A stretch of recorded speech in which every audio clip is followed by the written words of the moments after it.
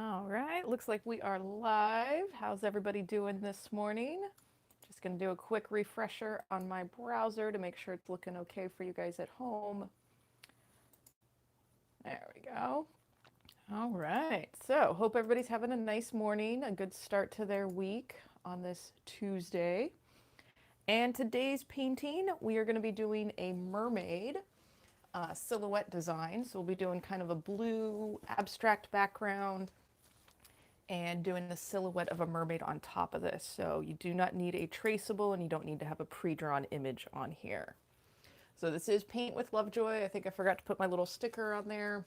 Oh well, that's part of the way things go. But this is my YouTube channel and I create videos for first-time and beginner painters. So these are great little demos to kind of follow along with. So I am using a reused canvas, and there should be a link in the description box below. But since I'm doing a lot of demos, I don't want to store a whole lot of canvases. So you can re-gesso or repaint on top of a canvas and then paint a new image on top of it. So for my first time and beginner painters, it is a nice way to kind of not break the bank and spend a whole lot of money on supplies. All right, so we're going to start with a little bit of light yellow, and I am going super, super light, so it is mainly white with a touch of yellow. This is going to be an underwater scene, but we're imagining that we're kind of looking up and that we can see some of the sun reflecting on the surface of the water. So with that, I'm actually going to be making these little angled brush strokes. So they're kind of going probably about a 45-degree angle, doesn't have to be exact. But we are going to have this top right-hand corner as the lighter space, and then it's going to get darker as it reaches the bottom and the left-hand side of the canvas. And we're just using a little bit of this yellow and white. We're going to put a little bit more direct yellow on it in a moment. But we're just kind of creating an abstract shape right now. Don't think too much about your final design. You're just an adult kindergartner right now, relaxing and slapping some paint on the canvas. Now, if you're like me using student grade paint, I do recommend that you apply your paint a little bit thicker, just so that way it's going to be a little bit easier when you need to do some of your blending. All right, and oh, let me move the chat so I can see what you guys are saying. Cool.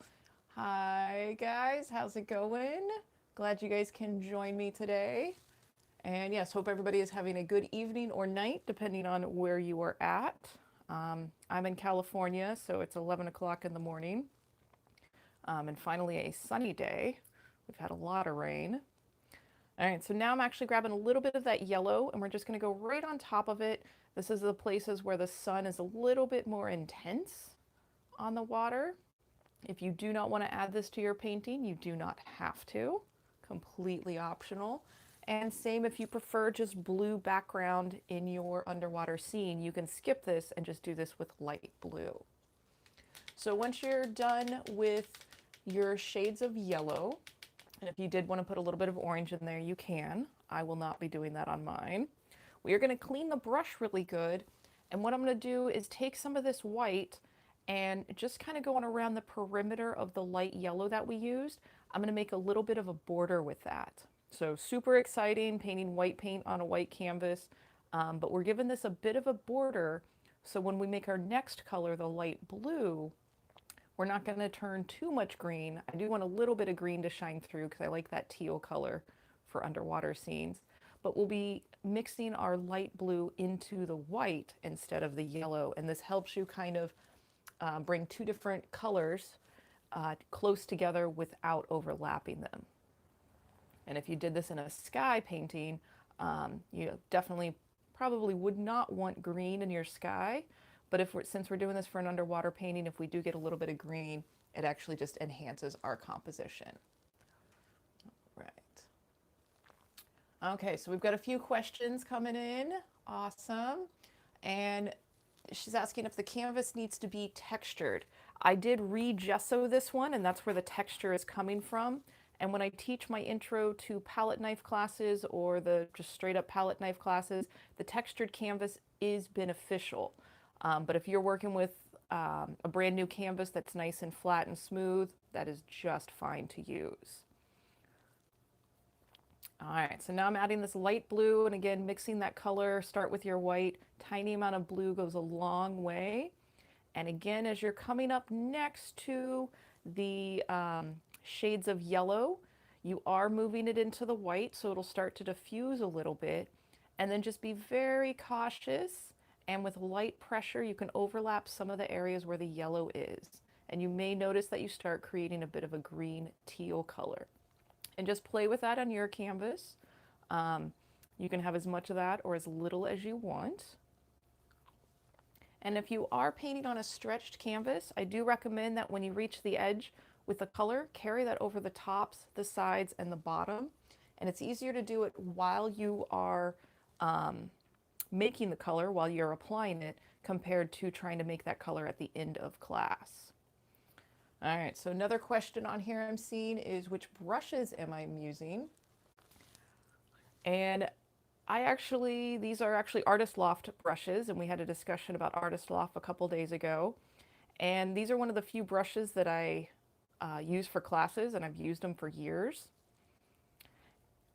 Because I teach classes, I usually take pliers and I'll crimp just kind of push on them, crimp where the metal meets the wood, because for my classes, the brushes sit in the water a little bit longer. So when you crimp them, your brush will last a little bit longer. But the Artist Loft brushes, I think it's like a pack of 12 for $5. Nice, cheap, easy to work with. They're good for acrylics and watercolors. If you want, maybe as you get more into painting, maybe move up one brush and try a really nice brush that usually is a little more expensive, but it's just kind of get a different feel for it. You're going to have synthetic hair, natural hair, and actually I think that's it. I can't think of what the other one would be. Most of the ones that you're going to buy that are really cheap are going to be synthetic hair, and for acrylic paint, they generally tend to work really well. But as you get into more detailed stuff, you might want more specific brushes. And if you don't have brushes at all, feel free to finger paint. I highly recommend that. Another question is it harder to paint when it's gessoed over an old painting? It's not necessarily harder, and old, Renaissance painters, people over the centuries have been reusing canvases quite a bit. So don't feel bad if you're reusing a canvas to paint something new on it. A lot of times it's nice just for good practice. If you don't like the texture that shows up, and even up here where I've already painted, you can see some, I guess, unnatural, excuse me, unnatural texture. If you don't like that, you can apply probably 3 or 4 layers of your gesso and smooth it out. You can sand them in between the layers to have a bit more of a smooth finish. So at that point in your career of being an artist, it kind of becomes more personal preference. So if it's easier for you to just buy canvases, then buy them. If you do want to re-gesso and utilize them even more, feel free to do that, but kind of work with what works for your lifestyle. All right, so I am applying this kind of thick on here because I'm going to work some other darker blues and even some purples into the corner. So again, if you're using student grade paint, don't be afraid to apply it a little bit thicker, just because acrylic paint tends to dry in about 10 to 15 minutes, and some brands will actually dry super quickly. So you may have to adjust based on the brand of paint that you are using. With that being said, I am using Chroma acrylics, and I believe you can buy them off the art store. I think you have to buy them offline. But I buy in the half gallon because I do teach a lot of art classes, and they have a nice consistency. I like that they're not running all over the plate. They have a dry time of about 15 to 20 minutes. I have tried some other brands, and I really don't like either their quick dry time. One brand dried in, I think, 10 minutes, and that was not fun for class. And then the other ones, I don't like how much they'll run, and the black would run into the purple, and it just made me frustrated. All right. So good questions today. Thank you guys. I appreciate that. And we've been doing these daily demos. I think I'm coming on about 2 weeks now. I'm getting a lot more comfortable with them. I'm getting more comfortable at looking over at the chat and seeing any questions. So thanks for your help, and thanks for letting me kind of evolve with things.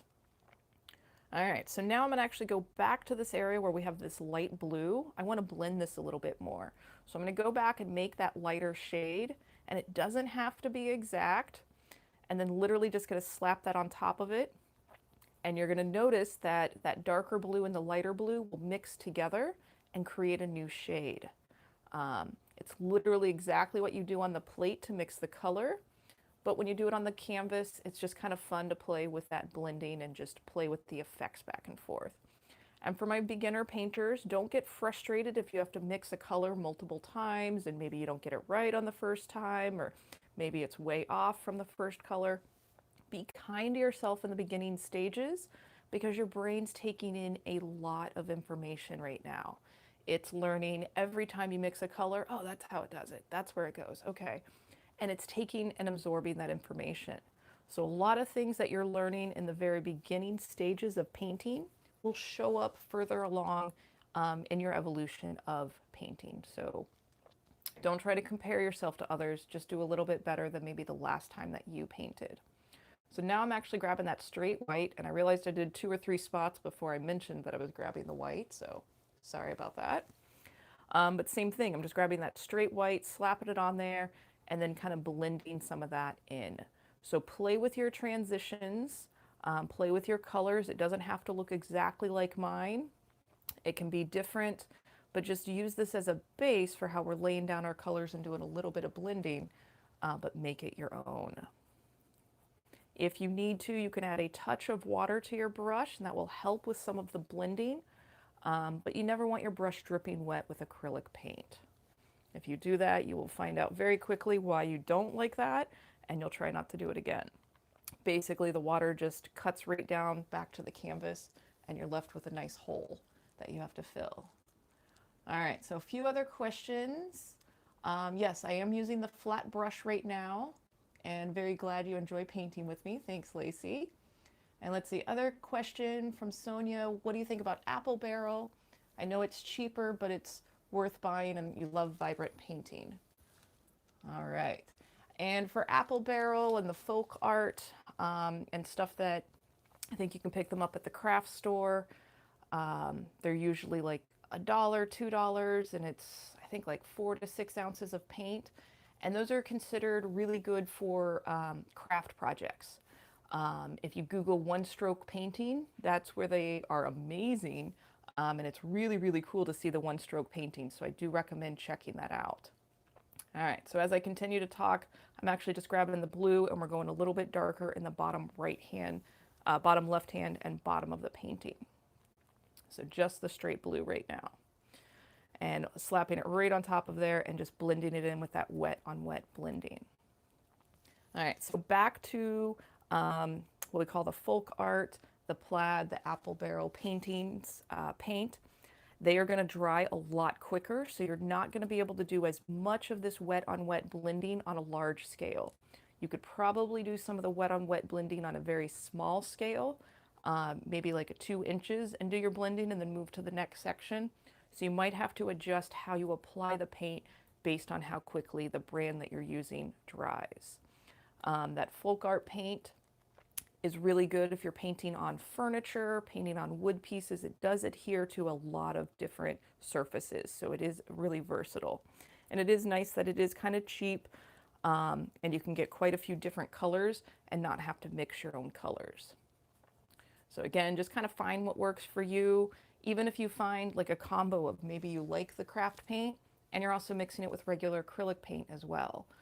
Just, again, find what works for you. For me as a professional painter, I actually go back and forth between student grade and artist grade paint, and it's because I like the transparency of the student grade paint for some of the effects that I want in my artwork. So again, it's not about having the best or the most awesome supplies, but knowing how to utilize the supplies that you have.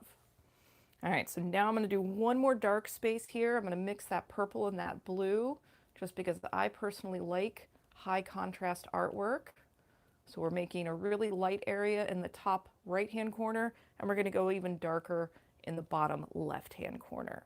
And if you mix that purple and blue together on the plate, it creates a really deep, pretty color. Or you could actually just grab that purple by itself, slap it on there, and mix it directly on your canvas.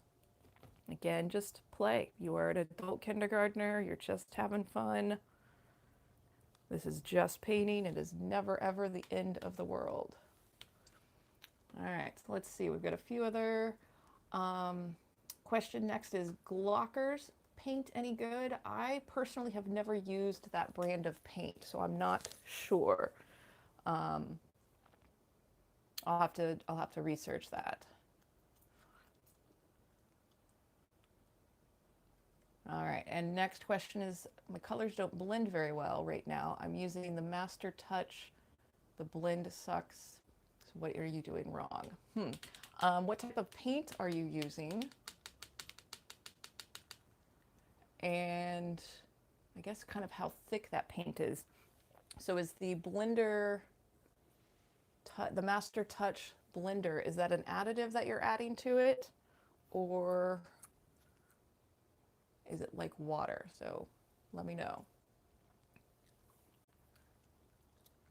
Nice, thanks Mike, appreciate the love. And yeah, feel free to like and subscribe the channel and share this with your friends. This is what keeps me going. And even as you're painting artwork, please send me pictures of what you guys paint at home. Email them, paintwithlovejoy@gmail.com, or tag me in my social media channels @ or #paintwithlovejoy. Okay, so let's see, it's the name of the brand. Yeah, I haven't tried those, and I'm assuming, again, a big assumption, I'm assuming those brands are going to be more like the Plaid and the Apple Barrel, to where they are just on the cheaper side, and when they're on the cheaper side, they're just going to dry super, super quickly. So either try using a lot more of the paint and blending it really quickly, or try a different brand of paint. Okay, so I think we are done with the background now. I think we're ready to move on to our mermaid, and we are going to take this step by step for the mermaid. And if you need to watch this and practice at home, or just jump right in to adding your mermaid on your painting. But definitely feel free to practice your design before you go onto your canvas on a scrap sheet of paper. All right, so for our mermaid here, she is going to kind of hang out about in the center. I do like it a bit more on the lighter side of the background, so that way there's a bit more contrast. But I'm going to start at her hips, and using the small pointy brush, using light pressure. If you need to, rest your forearm against the edge of the canvas or against the edge of your table. All right, so we're starting with her hips. That's going to be her little butt. And then kind of coming about where the waist would be. Her legs are together, and we've got her tail moving down. And then coming back up to the butt curve. And feel free to laugh. It does make painting a lot easier. And again, all you're doing is observing the shape that you're watching me paint, and then just mimicking that to the best of your ability. Now we're going to give a bit of a tail on here, and then we'll come up and give her a torso. And I'm going to leave this as a wireframe right now, and then I'll fill it in after I draw the top, so that way you guys at home can kind of see the shape that we've made. And we're going to fix that tail. All right, so moving up to her top, her shoulders are going to be kind of about right here. We're going to put a little line where the shoulders would be. And we're going to curve that back down to meet her waist, and then curve that front area. And if you want to show a little, let's show some arms in here. So again, using that light pressure with the brush, starting about where the shoulder's going to be. You don't even have to get all kinds of details in here. Just a little turn where the hand would be gives an indication. And then same other shoulder. This shoulder is kind of hanging out in the back. We are going to put hair on there so you can adjust anything on the back. All right, and then we got to give her a head. That's going to be a bit of a circle. Don't judge my mermaid just yet. Don't judge your mermaid yet. We're not done. So this is the basic shape for a mermaid, or feel free to Google mermaid silhouette or mermaid design, and you can look at the screen and see what you like. So I'm going to go ahead and fill this in now. So you can apply your black paint, glob it on there. Don't judge the body of your mermaid. Each mermaid is unique and special, or merman. Maybe you're making a man, or maybe a kid. You can have a family of mermaids, mer people.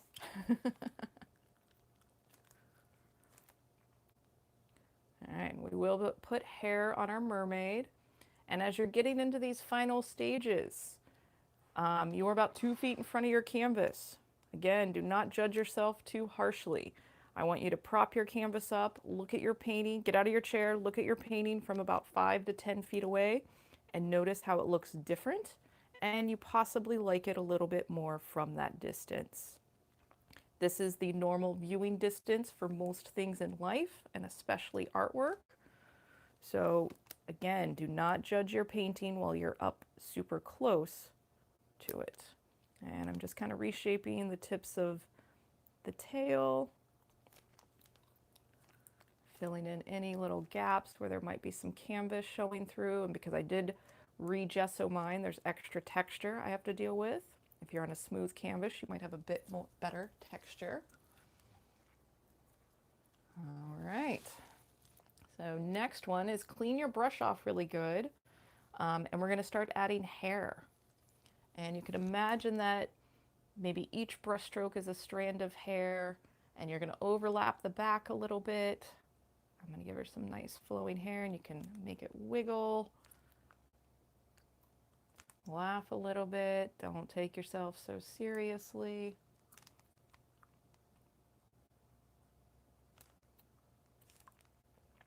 Remember to breathe. Don't hold your breath. And if you end up covering up the arm completely with the hair, that's okay, because I think that's what I'm going to end up doing with mine. And if you want to add any extra details to your mermaid, if you want to give her scales or a little shell bra, if you want to give her a little Nemo to hang out with, you can add fish.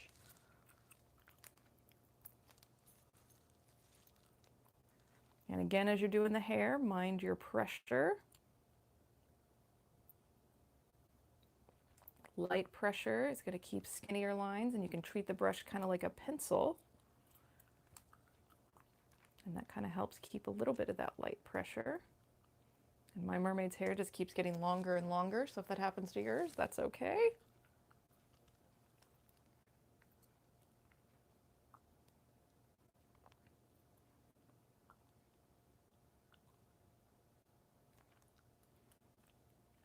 All right, we are going to put a few little highlights on here.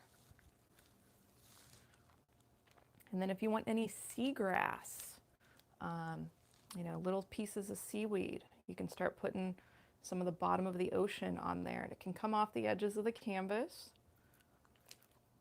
Maybe it's kelp, so we're going to put some little leaves on here.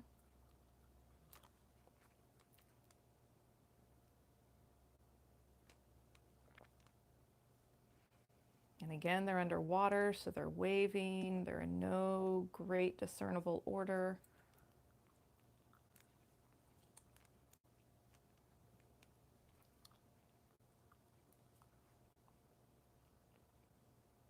If you find that you're thinking too much, laugh at yourself for a minute.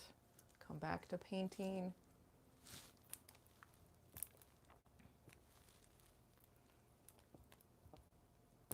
And keep in mind that you get better with more and more practice. So maybe do this painting again after you've been painting some other things. Come back and paint some of your beginning things that you painted, and then you can see how much you've evolved in a short amount of time. It's a very satisfying feeling, and creativity and painting is one of those things that you have a visual documentation of what you learn. So utilize that.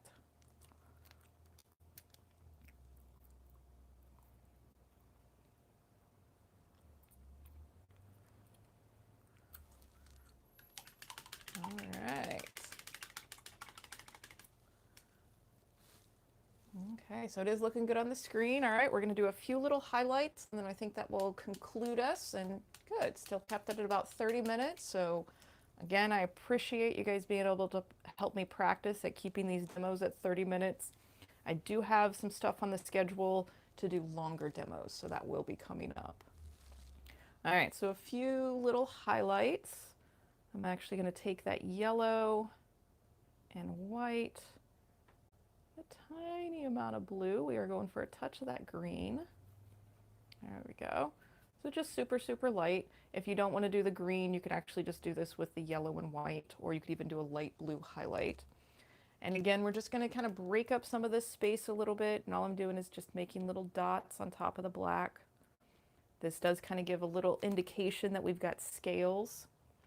And my black is still wet, so I do recommend if you're doing this at home, wait until your black is dry, and it'll just make it a little bit easier for you.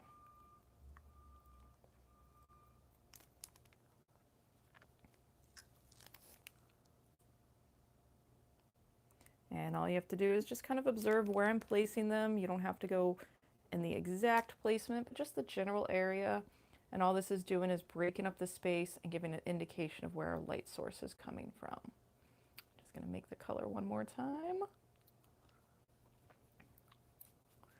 And feel free, check out my other videos, continue to paint. I think I counted it the other day, and I've got, I think, over almost 90 videos on my YouTube channel. So feel free to utilize those while you're hanging at home. And check out my online school, paintwithlovejoy.com. And I've got more in-depth classes on there. My Paint Your Pet classes on there. It was very, very popular in San Diego. My intro to knife scraping, as well as all the YouTube videos. And I am working on new project and new content actually all the time. I've got a couple of things that I should be launched by summer. Again, just helping you guys paint at home and escape some of the craziness of the world. I'm going to put a few little highlights on my kelp forest here, and then that will take us into the conclusion of this painting. So I hope you guys enjoyed this. Feel free to leave a comment about what you want me to paint in the future, and I'll put it on the live demo list. And if you go to my main page and scroll down, you can see the future paintings that I'll be doing next week. So let me know what you want me to paint, and I will add it to the list. All right, so thank you guys so much for hanging out with me today, taking time out of your day just to paint. I'm really proud of you. Remember to send your photos to me and tag me in your social media stuff. Subscribe to the channel and share this with your friends, because it is through your guys' paintings that are going to encourage other people to give it a try. So encourage your friends to get creative.